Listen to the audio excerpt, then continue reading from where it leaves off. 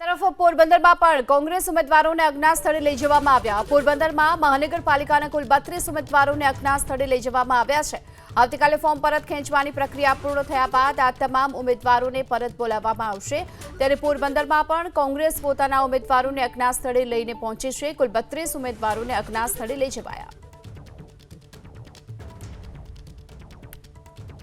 પોરબંદરમાં પણ કોંગ્રેસ પોતાના ઉમેદવારોને બચાવવામાં લાગી છે। અહીં પણ 32 જેટલા ઉમેદવારોને અજ્ઞાત સ્થળે લઈ જવામાં આવ્યા છે। ત્યારે કોંગ્રેસને ડર સતાવી રહ્યો છે અને તેના કારણે અજ્ઞાત સ્થળે લઈ જવામાં આવી રહ્યા છે આ ઉમેદવારોને। તરફ પોરબંદરમાં પણ કોંગ્રેસ ઉમેદવારોને અજ્ઞાત સ્થળે લઈ જવામાં આવ્યા। પોરબંદરમાં મહાનગરપાલિકાના કુલ 32 ઉમેદવારોને અજ્ઞાત સ્થળે લઈ જવામાં આવ્યા છે। આવતીકાલે ફોર્મ પરત ખેંચવાની પ્રક્રિયા પૂર્ણ થયા બાદ આ તમામ ઉમેદવારોને પરત બોલાવવામાં આવશે। ત્યારે પોરબંદરમાં પણ કોંગ્રેસ પોતાના ઉમેદવારોને અજ્ઞાત સ્થળે લઈને પહોંચી છે। કુલ 32 ઉમેદવારોને અજ્ઞાત સ્થળે લઈ જવાયા।